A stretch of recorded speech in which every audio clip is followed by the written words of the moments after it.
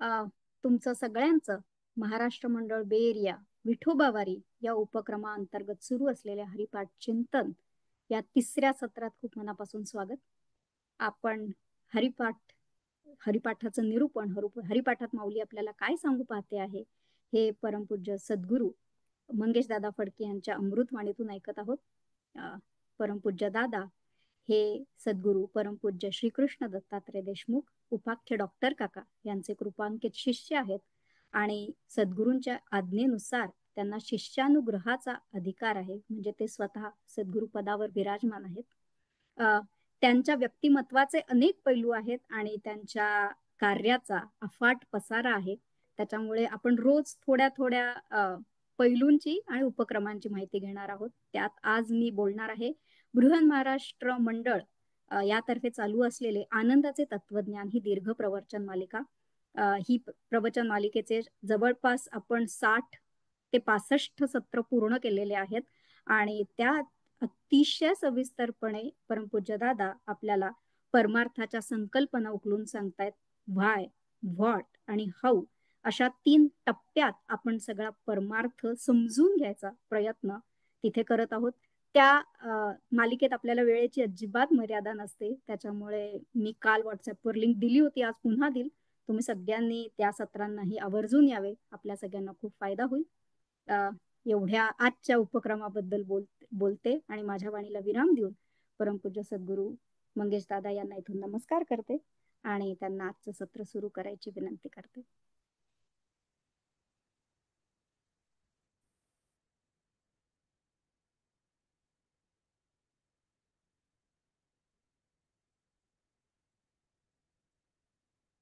गलद्दानगण्डं मिलद्भृङ्गखण्डं चलच्चारुषुण्डं जगत्त्राणशौण्डं लसद्दन्तकाण्डं विपद्भङ्गचण्डं शिवप्रेमपिण्डं भजे वक्रतुण्डम्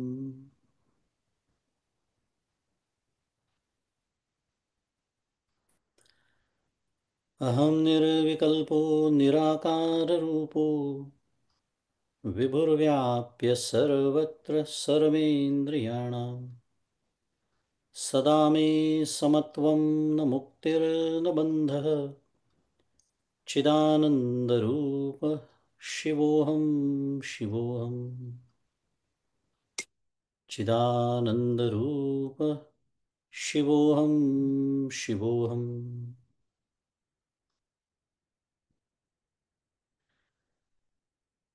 योऽन्तः प्रविश्य मम वाचमिमां प्रसुप्तां सञ्जीवयत्यखिलशक्तिधरस्वधाम्ना अन्यांशहस्तचरणश्रवणत्वगादीन् प्राणान्नमो भगवते पुरुषाय तुभ्यम्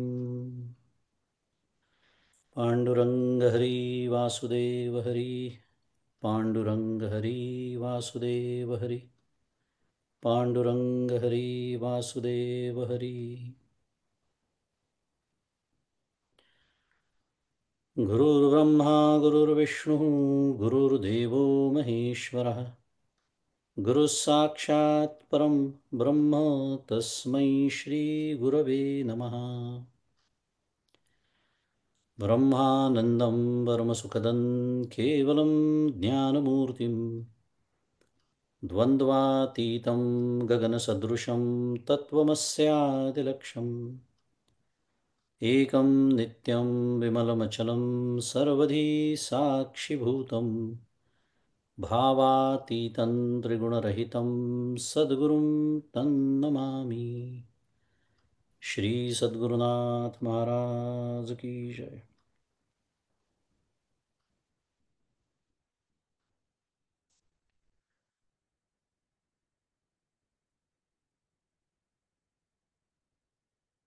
श्री विठ्ठल आणि माऊली श्री ज्ञानेश्वर महाराज यांच्या श्रीचरणी शिरसाष्टांग वंदन करतो। माझे सद्गुरू परमपूज्य डॉक्टर श्रीकृष्ण दत्तात्रय देशमुख उपाख्य डॉक्टर काका यांच्या श्रीचरणांना शिरसाष्टांग वंदन करतो। परमपूज्य मंदाताई गंधे यांच्या चरणी शिरसाष्टांग वंदन. तुम्ही श्रोते जगदीश मूर्ती, तेथे माझी व्युत्पत्ती किती, बुद्धिहीन अल्पमती सलगी करीतो श्रीराम. तुम्हा सर्वांना सप्रेम अभिवादन.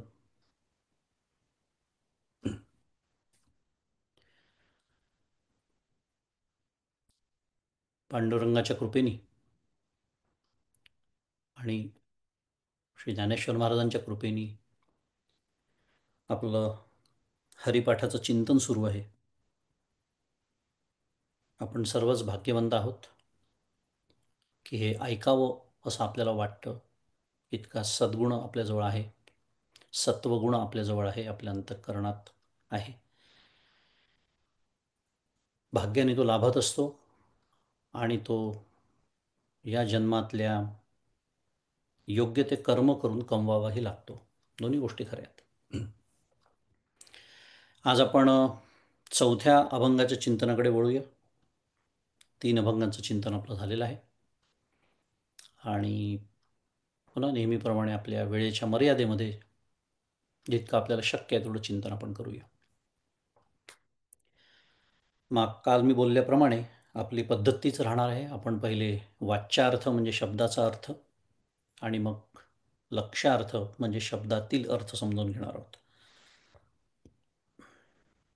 अभंग चौथा जो आहे तो भावे विण भक्ती, भक्ती विण मुक्ती, बळे विण शक्ती बोलू नये, महाराज म्हणतात. म्हणजे काय की जसं आपण म्हणतो एखाद्याच्या अंगामध्ये बळ काही नसतं आणि शक्तीच्या गप्पा खूप करतात. हे जसं योग्य नाही की अंगामध्ये बळ नाही आणि शक्तीच्या गप्पा मारण्यात ज्याप्रमाणे अर्थ नसतो त्याप्रमाणे दृष्टांत दिलाय माऊलींनी. काय की भाव म्हणजे मनामध्ये परमेश्वराविषयी एकनिष्ठ प्रेम असल्याशिवाय भक्ती प्राप्त होणं शक्य नाही आणि भक्ती प्राप्त झाली नाही तर मुक्ती प्राप्त होणं शक्य नाही. सरळ सरळ अर्थ आहे. पुढे महाराज म्हणतात कैसिनी दैवत प्रसन्न त्वरित, उगार आहे निवांत शिणसी वाया. की कोणतेही दैवत म्हणा, देव म्हणा. आता देव पुन्हा देव ही संकल्पनासुद्धा खूप समजूनच घ्यावी लागते. आत्ताचा विषय नाही तो, पण दैवत या दृष्टीने म्हटलं की माझं जे आराध्य दैवत आहे, मग ते विठोबा असेल, दत्तात्रेय असतील, शंकर असेल, विष्णू असेल, कृष्ण असतील, राम असतील, जे काय असेल, स्वरूपाने सगळे एकच आहेत, ब्रह्मरूपच आहेत. पण हे दैवत जे आहे ते झटपट कसं प्रसन्न होईल? कारण आपल्या प्रापंचिक लोकांना सगळ्या झटपट कार्यक्रमाची खूप सवय लागलेली असते. विशेषत आजकालच्या या 21व्या शतकामध्ये तर सगळं जसं माझ्या मोबाईल फोनवर मी बटन दाबलं की पॅकेज घरासमोर हजर. ॲमेझॉन असो, झोमॅटो असो, इत्यादी, डंझो असो, सगळं कसं झटपट, सगळं झटपट, सगळं रेडीमेड, शुद्ध मराठीत तयार, फुकट. कष्ट करण्याची तयारीच नाही राहिली आपली कशाच कुठल्याच बाबतीसाठी. आणि ते महाराज म्हणतात की दैवत झटपट कसं प्रसन्न होईल? निष्ठावंत भक्ती वाचून इतर साधनांनी तू व्यर्थ कष्टत आहेस. त्यामुळे आता तरी काय हो, स्वस्थ हो आणि चित्त शांत ठेव. शुद्ध मराठीत ज्ञानेश्वर महाराज आपल्याला सांगतात आहेत cool down, cool down, chill. ही भाषा आपल्याला फार चांगली कळते. मराठी शब्द आहेत ना, त्यामुळे लवकर कळतात आपल्याला. मुद्दा चालू आहे की मला अजून देव का भेटत नाही असं ज्याला वाटतं त्याला महाराज सांगतायत काय, निष्ठावंत भक्ती आहे का पहिले तपासा अंतःकरणामध्ये. करू आपण त्याचा विचार. सायस करिसी प्रपंच दिननिशी, हरिसी न भजसी कवण्या गुणे. प्रश्न विचारलाय खरं माऊलींनी की ज्यात काही लाभ नाही अशा प्रपंचासाठी तू रात्रंदिवस कष्ट करतोयस. रात्रंदिवस. किती वर्ष झाली? प्रत्येकाने आपापल्या वयाचा विचार करावा. गणित त्याचं उत्तर मिळून जाईल. हेच तर करत आलो आहे आपण, दुसरं काय करतो आहे? म्हणून तर भगवंताची प्राप्ती नाही झाली. अजूनही कष्ट. वय वर्ष 60-70, घर सजवणं चाललंय, रामकृष्ण हरी, प्रपंचासाठीच कष्ट सुरू आहेत. पण जीवन कृतार्थ करणाऱ्या हरीचं भजन करण्याचा जराही प्रयत्न तू करत नाहीस, किंवा करण्यासारखं असं तुझ्याजवळ काय आहे की तुला वाटत नाही हरीचं भजन करावं, असा प्रश्न विचारलाय माऊलींनी. हरीसी न भजसी कवण्या गुणे, काय आहे असं तुझ्याजवळ?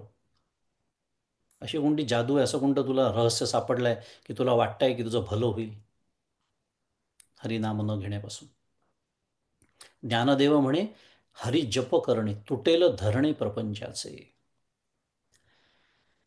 ज्ञानेश्वर महाराज म्हणतायत की हरिनामाचा जर तू जप केलास तर तुझ्या दारामध्ये हे जे जन्म मरणरूप हा संसार धरणे करायसारखा बसलाय की नाही, धरणेकरी आपल्याला माहीत असतात, धरण देऊन बसतात, हलता हलत नाहीत, निघत नाहीत. तसा हा जन्म मृत्यूरूप संसार. कारण आपल्याला खूप शुद्ध मराठी शब्द पुन्हा, we have developed a very myopic view of our life. आपण फक्त याच आयुष्याचा विचार करतो कारण आपल्याला तेच कळतं म्हणून. ना मला माझ्या पूर्वीचे कोट्यावधी जन्म आठवतात, कृपा आहे भगवंताची, आणि या जीवनात मला भगवंताची प्राप्ती नाही झाली तर अजून किती जन्म होणार आहेत माहिती नाही. पण हे विसरूनच जातो मी, अमरत्वाचा जणू काही पट्टा घेऊन जन्माला आल्यासारखे आपण सगळे वागतो, की जन्म मरणरूप हा संसार, त्याचे फेरे कायमचे चुकतील जर हरिनाम मी घेतलं, असं माऊली म्हणते. पण पुढचा जन्म पुन्हा मनुष्य जन्म आहे, कोणी सांगितलं? तो अजून एक वेगळाच विषय आहे. असो, हा झाला वाच्यार्थ. लक्षार्थ बघूया की भावे विण भक्ती, भक्ती विण मुक्ती, बळे विण शक्ती बोलू नये. काय महाराजांना नेमकं सांगायचं आहे? तर मगाशी आपण जसं बघितलं तसं अंगात बळ नाही आणि शक्तीच्या गप्पा करणे जसं संभवत नाही, कारण त्याच्यामध्ये कार्यकारण संबंध आहे. बळ असेल तर शक्तीची कार्य होतील, आहे की नाही? साधी गोष्ट, हे आपल्याला समजतं. पण हे मात्र लक्षात राहत नाही की भाव हे जर कारण नसेल तर भक्ती हे कार्य संभवत नाही. आणि भाव म्हणजे काय? सगदी साधी गोष्ट. आपल्याला अभाव हा शब्द मराठीत छान कळतो. एखाद्या गोष्टीचा अभाव आहे. अमेरिकेमध्ये हापूस आंब्याचा अभाव आहे. आता तो अभाव भरून काढण्याचा प्रयत्न सुरू आहे, पण तो केविलवाणा प्रयत्न सुरू असतो आपला. $5 एक आंबा आणायचा, त्या 12पैकी 10 खराबच निघतात, म्हणून मी केविलवाणा प्रयत्न शब्द म्हटलं. विषय वेगळा. पण अभाव शब्द आपल्याला कळतो. मग जी गोष्ट नाही त्याला अभाव. मग साधी गोष्ट आहे, जी गोष्ट आहे, अखंड आहे, सतत आहे, समत्वानी आहे, त्याला म्हणायचं भाव. सदा सर्वदा देव सन्निध आहे, समर्थ सांगतायत मनोबोधामध्ये. असा भाव जोपर्यंत माझ्या अंतःकरणात नाही, माझा जो भाव असतो की नाही त्याला भाव म्हणायचंच नाही, पण शब्द वापरतात म्हणून मी तो वापरला. तो गणपतीचे दिवस आले, भाद्रपदात येणार आहेत आता, तेव्हा तो असा एकदम उफाळून येतो. फारच म्हणजे माझ्याकडे बघितलं की लोकांना वाटतं, अरे बापरे, गणपतीचा भक्त असावा तर असा हाच महान भक्त. तसंच वारीचे दिवस आले की विठ्ठलाची भक्ती उफाळून येते माझी. आता हे बोलण्याच्या शब्दात बरं काय, शब्दच मुळात चुकीचे आहे, भक्तीची व्याख्याच ही नाही आहे. हे जे काही निमित्ताने येतं वरती आणि निमित्त संपलं की पुन्हा खाली, तशी ती लाट, जितकी उंच लाट तितक्यावरून ती खाली आपटते. याला भावना असं म्हणतात. भाव नाही म्हणत त्याला, त्याला म्हणायचं भावना. ती उचंबळून येते म्हणून ती ओसरते. पण पण भाव म्हणजे काय, म्हणून ही व्याख्या सांगितली. अखंड माझ्या हृदयामध्ये त्याचं चिंतन आहे, त्याचं स्मरण आहे, नामस्मरण आहे, नामानुसंधान, त्याला म्हणायचं भाव. त्याच्याशिवाय भक्ती प्राप्त होत नाही, हा विषय सुरू आहे. आणि ईश्वराने आपल्याला जे विधी निषेधात्मक काही आज्ञा केल्या आहेत, भगवद्गीतेच्या माध्यमातून म्हणा, वेदांच्या माध्यमातून म्हणा, उपनिषदात भगवंताचं स्वरूप सांगितलं आहे, ब्रह्मतत्वाचं स्वरूप सांगितलं आहे. त्यांनी सगुण साकार अवतारही धारण केले आहे, राम आणि कृष्णांसारखे. तर ह्या सर्वाची जी शिकवण आहे आणि भगवंताची जी रूपं, ज्यांना आपण संत म्हणतो, त्यांची जी शिकवण आहे, ह्या सर्वांवरती परिपूर्ण श्रद्धा असणं हे श्रीहरीवरील भावाचं एक महत्त्वाचं लक्षण आहे. नाही तर माझा हृदयात भाव आहे कशावरून? हे जे मी आत्ता सगळं सांगितलं यांची जी शिकवण आहे त्याच्यावर माझा श्रद्धा आहे का? नाही तर होतं काय की हां, माझी कृष्णावर भक्ती आहे, पण कृष्णाने जे सांगितलं भगवद्गीतेत ते मला मान्य नाही. कसं वाटतं ऐकायला? ते त्याच्यावर श्रद्धा नाही. ती मात्र मला आवडत नाही. कारण त्यांनी हे करू नको, हे कर, असं बऱ्याच गोष्टी सांगितल्या. त्या मला माझ्या वासनेच्या विरुद्ध वाटतात, म्हणून मला आवडत नाही. मग तुमच्या श्रद्धेला काही अर्थ आहे? नाही. तिथे शरणागती नाही. आणि शुद्ध भावातूनच श्रीहरीची भक्ती उदयाला येते. आणि मग ती भक्ती आपल्याला पुढे विभक्त नव्हे तो भक्त ही जी व्याख्या समर्थांनी केलेली आहे, जो भगवंतापासून आता वेगळाच राहिलेला नाही, इथपर्यंत आपल्याला घेऊन जाते. पण माझी भक्ती नसते, माझी भावना असते. त्याच्यामुळे समर्थ दासबोधात जसं म्हणतात की आपुल्या मनासारखे न घडे तेणे गुणे निष्ठा मोडे, तरी गोष्टी आपणाकडे सहजची आली, समर्थ म्हणतात. म्हणजे आपल्या व्यावहारिक अपेक्षा पूर्ण न झाल्यामुळे देवावरील जर माझं प्रेम कमी झालं, श्रद्धा कमी झाली, भाव कमी झाला, तर त्याच्या परिणामांची जबाबदारी आपल्यावरच येते, असं समर्थ आठवण करून देतात आहे. कारण देवाचं काय बिघडणार आहे? आपल्याला तोही एक भ्रम असतो आपल्या मनामध्ये, मी देवाचं इतकं करते किंवा मी देवाचं इतकं करतो. तो एक विनोदच आहे. माझे सद्गुरू म्हणतात, देव माझं करतो का मी देवाचं करतो?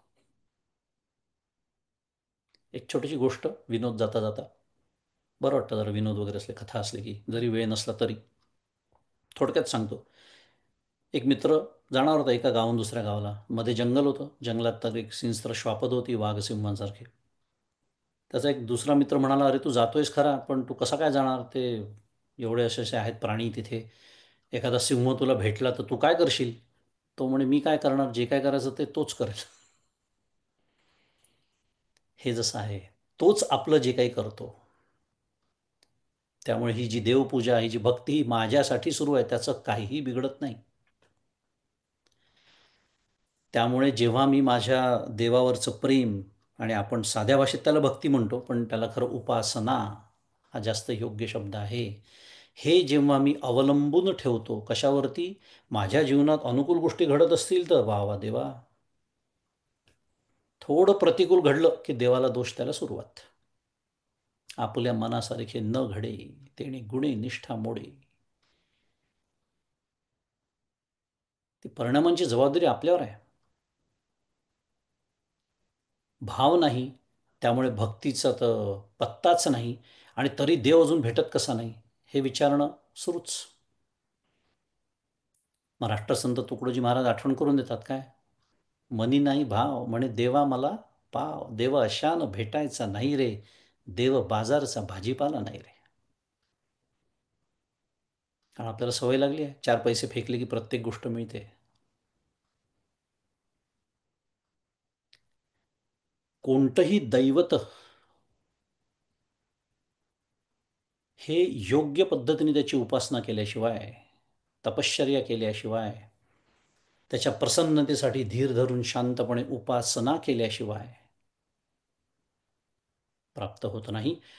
आणि विभक्त असलेला तो उपासक, आता त्याला उपासक म्हणायचं, कारण याला जसं भक्ती म्हणायचं नाही, त्याला उपासना म्हणायची, तसं याला आत्ता भक्त नाही म्हणायचं, याला उपासक म्हणायचं. अजून भक्त व्हायचा आहे तो.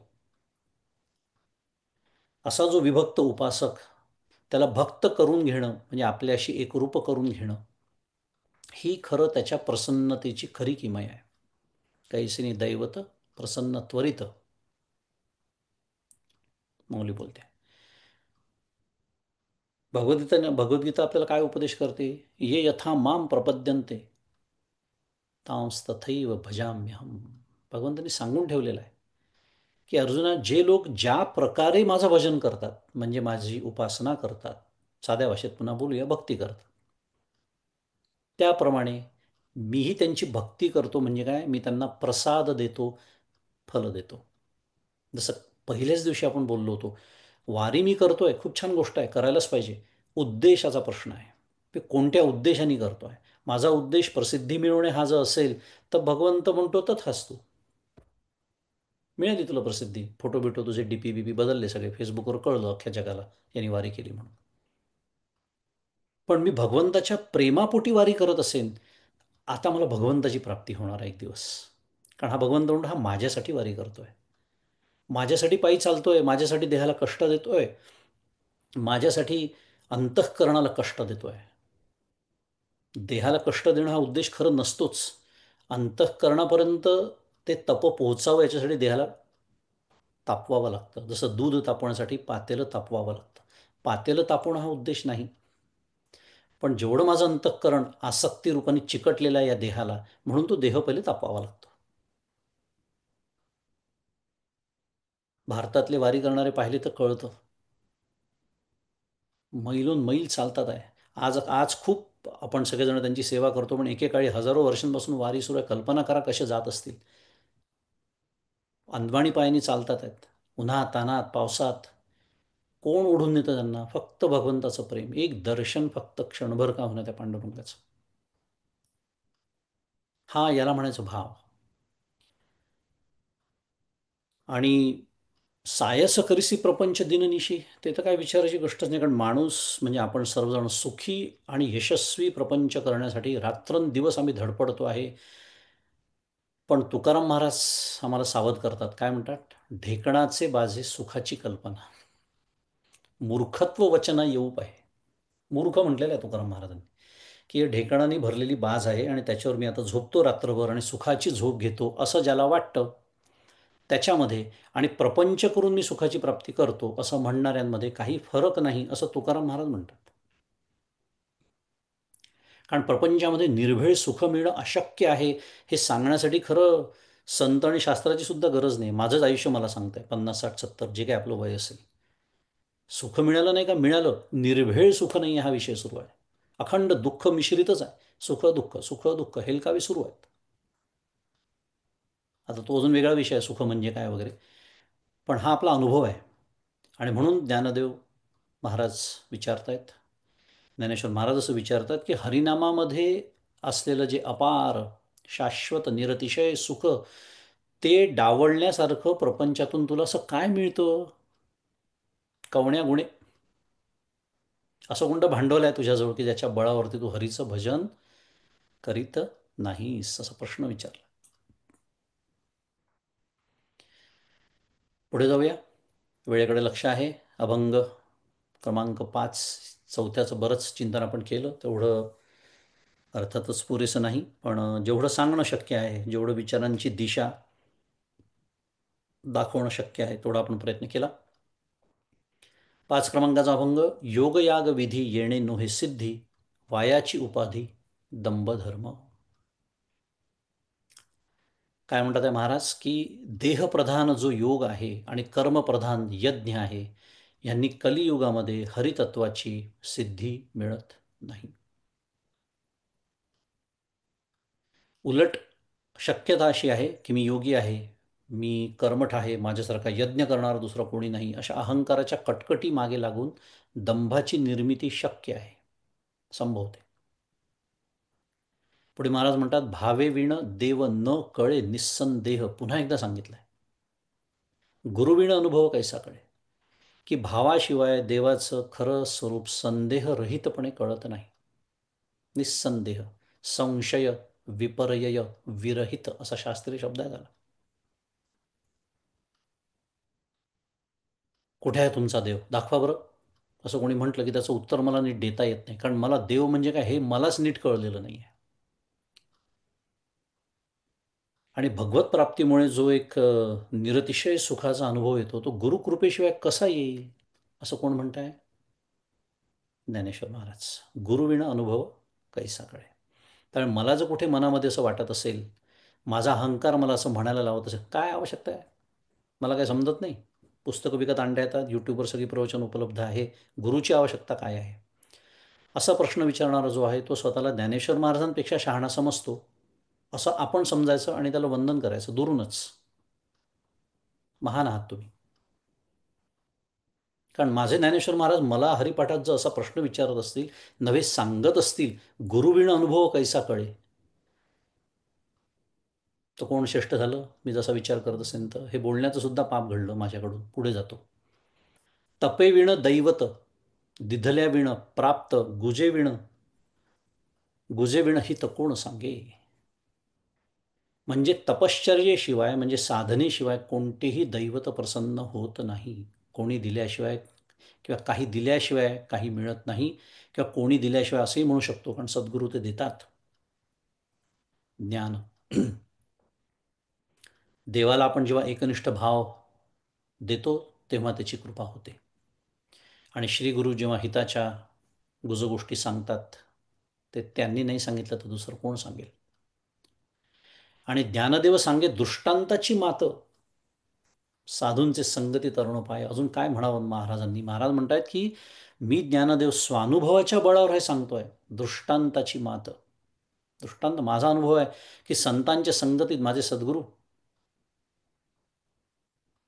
माहिती आहे आपल्याला, त्यांचे मोठे बंधू, त्यांच्या संगतीतच माया तरुण जाण्याचा उपाय कळतो. निवृत्तीनाथ महाराज. हा झाला वाच्यार्थ. थोडा लक्षार्थाचा विचार करू उर्वरित वेळेत. योगयाग विधी येणे नव्हे सिद्धीचा आपण विचार करत होतो की जीवाचं आत्मरूप श्रीहरीशी ऐक्य होणं किंवा ऐक्य सिद्धीला जाणं, याला काय म्हणायचं? सिद्धी. काही काही गोष्टी समजूनच घ्याव्या लागतात. जर आपल्याला परमार्थाचा अभ्यास नसेल आपल्याला, तर आपल्याला सिद्धी म्हटल्याबरोबर पाण्यावरून चालत जाणारे, आगीत बसल्या आजूबाजूला आग पेटवली म्हणताना काहीच फरक पडत नाही आहे. सिद्धी म्हटलं की आम्हाला ह्याच गोष्टी आठवतात. पहिले व्याख्याच चुकली. जीवाचं आत्मरूप श्रीहरी जो आहे तो आत्मरूप आहे की नाही? आहे. तैसा हृदयामध्ये मी रामो, असता सर्व सुखाचा आराम. त्याच्याशी माझं ऐक्य सिद्धीला जाणं म्हणजे सिद्धी. आणि असं ज्याचं झालेलं आहे तो सिद्ध. बाकीचे हे जे अन्य चमत्कार मी जे म्हणालो त्यांना क्षुद्र सिद्धी असं म्हणतात, ते चमत्कार आहेत. त्याच्यासाठी वेगळी तपश्चर्या लोक करतात, ती प्राप्त होते, हे निस्संशय. पण हे ज्याला प्राप्त झालेलं आहे तो परमार्थशास्त्राप्रमाणे सिद्ध आहे असं होत नाही. आणि हे नसलेलं सिद्ध असू शकतो, हे महत्त्वाचं आहे. आणि ह्या दोन्ही गोष्टी असलेला पण सिद्ध असू शकतो, वेगळा विषय आहे. फक्त एवढंच उल्लेख करतो आणि पुढे जातो. त्यामुळे ही जी खरी सिद्धी आहे, ज्याची व्याख्या आपण आत्ता पाहिली, त्याच्यासाठी योग आणि यज्ञ याच्यावर अवलंबून राहणं योग्य नाही असं महाराज म्हणतात. आणि काय आहे माहिती आहे का, हे कोण म्हणता याला महत्त्व आहे. दुसरं कोणी म्हटलं असतं आपण काय म्हटलं असतं, ठीक आहे तुम्हाला जमत नाही म्हणून तुम्ही असं काहीतरी सांगता. नाही, कोण म्हणतात आहे? प्रत्यक्ष महान योगी की ज्यांनी अचेतनावरही सत्ता मिळवली होती. आपल्या दृष्टीने सिद्धी ज्याला म्हणतो आपण, अचेतनावर. ते चांगदेव महाराज तरी वाघावर बसून आले होते, यांनी भिंतच चालवली. माहिती आहे आपल्याला सगळी कथा. असे प्रत्यक्ष महान योगी ज्ञानेश्वर महाराज मला सांगतात आहे, म्हणजे माझ्या हितासाठी सांगत असतील की नाही. त्यामुळे त्याचं महत्त्व लक्षात घ्यावं लागतं. कारण योगाचे जे यम नियम हे सामान्य प्रापंचिकाला पाळणं शक्य नसतं. हा अधिकाराचा विषय आहे. हा मार्गाला दोष किंवा नावं ठेवण्याचा विषय नाही सुरू आहे. कारण याचा अधिकारी आपण पहिल्याच दिवशी म्हणून तो विचार केला, याचा अधिकारी कोण आहे? सामान्य विषयासक्त प्रापंचिक. असोनी संसारी जिव्हे वेगू करी, हा त्याचा अधिकारी आहे, म्हणून सांगणं सुरू आहे. आणि शिवाय या दोन साधनांचा अहंकार निर्माण होऊ शकतो. आधीच आपल्याकडे अनेक अहम आहे. I carry that everywhere. मी गेलो की माझा अदृश्य असा लिंक्डइनचं प्रोफाईल घेऊनच फिरत असतो मी सगळीकडे. गमतीचा विषय. ते आज कलियुगाची गरज आहे म्हणून माझं लिंक्डइन प्रोफाईल असावं, पण ते माझ्या अंतःकरणात ठाण मांडून बसलेलं नसावं. नाही तर मी गेलो की सगळीकडे माझी अपेक्षा असते, मला तसंच शुद्ध मराठीत ट्रीट केल्या गेलं पाहिजे. आणि तो अहम घेऊनच फिरतोय मी. हे सगळे अहंकार आहेतच प्रपंचातले, त्यात अजून हा एक नवीन अहंकार, मी योगी आहे, मी मोठमोठाले यज्ञ करतो. बरं, यज्ञामध्ये कर्माचं प्राधान्य असतं आणि कर्माने मोक्ष मिळत नाही, हा अबाधित सिद्धांत आहे वेदांताचा. माया तरून जाण्यासाठी त्याच्यामुळे यज्ञावरती अवलंबून राहता येत नाही. पुन्हा यज्ञ संस्था किंवा यज्ञाला नावं ठेवणं सुरू नाही आहे. त्याचा उद्देश काय आहे? ते कर्म आहे आणि कर्म चित्तशुद्धी एवढंच फल मला देऊ शकतं. ती त्याची मर्यादा आहे. तोही तसा व्यवस्थित यज्ञ केला तर. तुकाराम महाराज म्हणतात काय, तीळ जाळीले तांदूळ काम क्रोध तैसीची खळ, कारे सिणलासी वावगा न भजता पांडुरंगा. संत पहा कसं अंजन घालतात आपल्या डोळ्यामध्ये, सावध करतात की मोठा यज्ञ केला, अग्नीमध्ये तीळ तांदूळ जाळले, पण अंतःकरणातला काम आणि क्रोध रूपी शत्रू तसाच राहून गेला. मग तू पांडुरंगाचं भजन करण्याचा जो काल आपण बोललो, काय नाम जप यज्ञ तो परम, न बाधू शके स्नानादी कर्म, इतका साधा तो यज्ञ करायचं सोडून तू या भानगडीत का पडलास? मग प्रश्न विचारतात तुकाराम महाराज. आणि श्रीहरीच्या खऱ्या स्वरूपाचं संशयरहित ज्ञान हे भावरूप श्रद्धेशिवाय होत नाही. भावे विण देव न कळे निस्संदेह. सा तू अस्मिन परम प्रेम रूपा, नारद भक्तिसूत्र आहे. भक्ती म्हणजे श्रीहरीवरील परम प्रेम रूप आहे असं नारद महाराज म्हणतायत. मी जर स्वतःला भक्त समजत असेल तर किती प्रेम हवं भगवंताचं. आणि श्रीगुरु जेव्हा गुजगोष्ट म्हणजे गुह्य तत्वज्ञान आपल्याला प्रेमाने सांगतात, तेव्हाच आपलं आत्महित साधत असतं. म्हणून समर्थ म्हणतात काय, म्हणून देव ओळखावा, जन्म सार्थकची करावा, न कळे तरी सत्संग धरावा म्हणजे कळे. समर्थ म्हणतात दासबोधात. देवाचं खरं स्वरूप ओळखून मनुष्य जन्माचं सार्थक करावं. आणि हे स्वरूप ओळखता येत नसेल, शक्य नसेल तर काय करावं? सत्संग, श्रीगुरूंची संगती धरावी. ते गुह्य आपल्याला समजून सांगतात देव म्हणजे काय. आणि श्रीहरीच्या उपासनेचं जे तप आहे त्याचं स्वरूप थोडक्यात बघू आणि थांबू. देहाचं आपण अधिकारी जो याचा हरिपाठाचा आहे तो दृष्टीसमोर ठेवून बोलतो आहे की देहाचं जे अनावश्यक कौतुक आणि इंद्रियांचे लाड हे थांबण्या एवढी श्रीहरीची उपासना करणं हे या तपाचं स्वरूप आहे. आणि ती सोय वारीमध्ये असते, म्हणून वारी. त्यामुळे होतं काय, तर देह तादात्म्य कमी होऊन हरी तादात्म्य वाढत राहतं. त्या हरीच्या ओढीनी जातो ना आपण. जसं पंढरपूर जवळ येतं, नुसतं कळसाचं दर्शन झाल्यावर त्या वारकऱ्यांच्या अंतःकरणात काय होतं हे तेच जाणू शकतात आणि आपल्याला ते दिसू शकतं पाहिलं प्रत्यक्षात तर. आणि असं हरितादात्म्य झालं की श्री गुरुकृपेनी हरिरूप होऊन सायुज्य मुक्ती लाभते. आणि शेवटी जसं ज्ञानेश्वर महाराज म्हणाले की असं श्री निवृत्तीनाथांच्या संगतीत म्हणजे त्यांच्या कृपेने असा लाभ मला झाला. म्हणजे संत त्यांची जी शिकवण आहे ती त्यांच्या अनुभवावर आधारलेली असते, असं इथे ज्ञानेश्वर महाराज आपल्याला सूचित करतात आहेत. अरे मी माझ्या अनुभवातून सांगतोय, ऐका. असं आपण सर्वजण ज्ञानेश्वर महाराजांचं ऐकूया अशी प्रेरणा आपल्या सर्वांना व्हावी अशी सदिच्छा सद्गुरूचरणी, पांडुरंगाच्या चरणी, माऊलींच्या चरणी व्यक्त करतो आणि आजचं चिंतन इथे थांबवतो. पुंडलिका वरदे हरी विठ्ठल, श्री ज्ञानदेव तुकाराम, पंढरीनाथ महाराज की जय. श्री सद्गुरुनाथ महाराज की जय. जय जय रघुवीर समर्थ.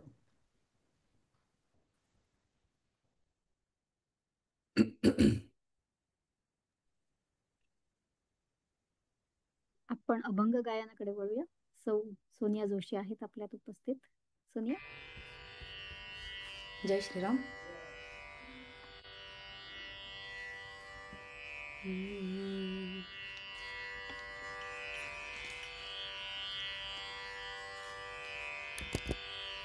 जय जय राम कृष्ण हरी, जय जय राम कृष्ण हरी, जय जय राम कृष्ण हरी, जय जय राम कृष्ण हरी, जय जय राम कृष्ण हरी, जय जय राम कृष्ण हरी, जय जय राम कृष्ण हरी, जय जय राम कृष्ण हरी, जय जय राम कृष्ण हरी, जय जय राम कृष्ण हरी, जय जय राम कृष्ण हरी, जय जय राम कृष्ण हरी, जय जय राम कृष्ण हरी, जय जय राम कृष्ण हरी, जय जय विठोबा रखुमाई, जय जय राम कृष्ण हरी, जय जय राम कृष्ण हरी, राम कृष्ण हरी, जय जय राम कृष्ण हरी, जय जय राम कृष्ण हरी,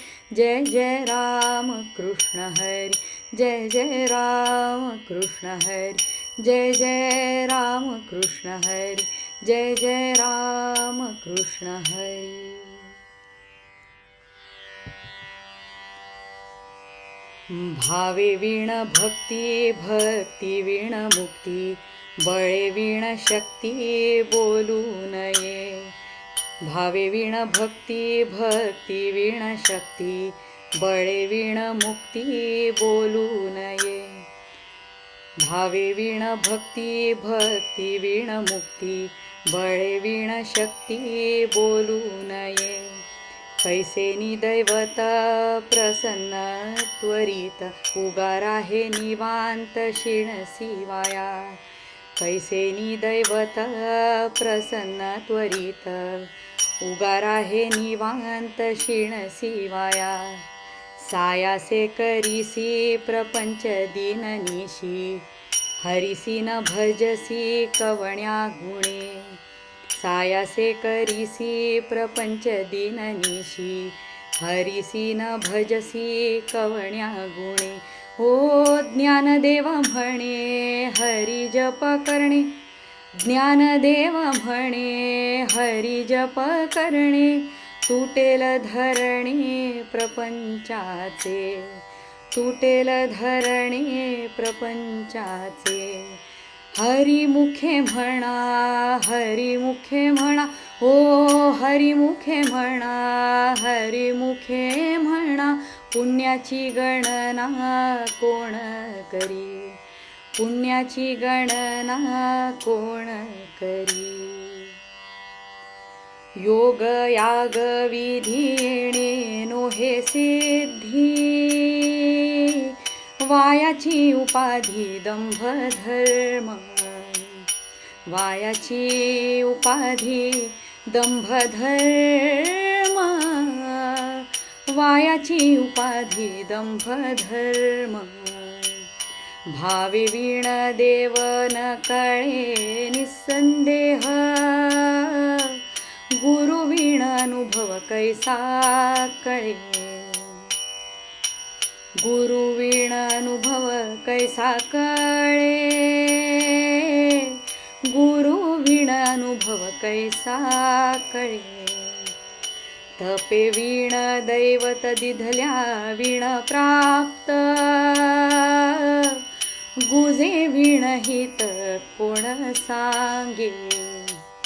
गुजे वीण हित कोण सांगे, गुजे वीण हित कोण सांगे.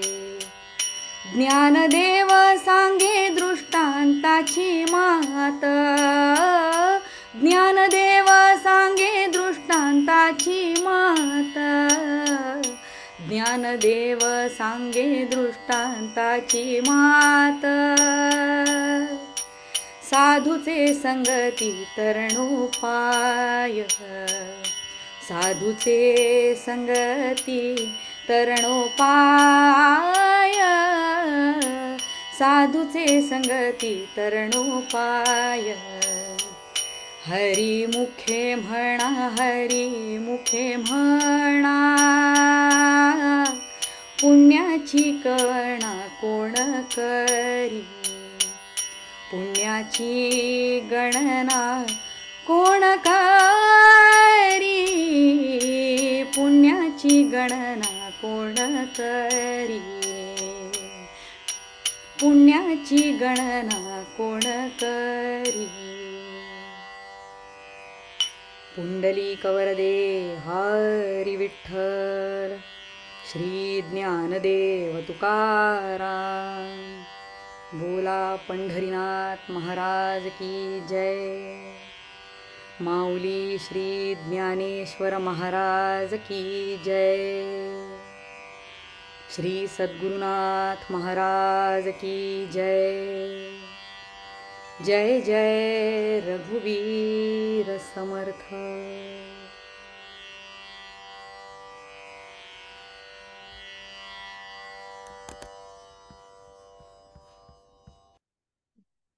खूपच सुंदर झालं अभंग गायन. सोनिया, नेहमीप्रमाणेच. दादा, तुम्हाला पुन्हा एकदा इथूनच नमस्कार. न कळे तरी धरावा सत्संग म्हणजे कळे, हाच आमचा प्रयत्न चालू आहे आणि तुम्ही आम्हाला इतकं छान मार्गदर्शन करता आहात. आता सगळ्यांना कळलं असेल अर्धा तासात हे सगळं ऐकणं आणि संपवणं किती अवघड आहे. त्याच्यामुळे तुम्ही आम्हाला नंतर अजून जास्त वेळ द्या. आम्हाला नवीन उपक्रम सुरू करायला नक्की आवडेल. एवढं बोलून मी आजचं सत्र संपलं असं जाहीर करते. आपण परत उद्या ठीक संध्याकाळी 8:30 वाजता भेटूया. जय श्रीराम. जय श्रीराम.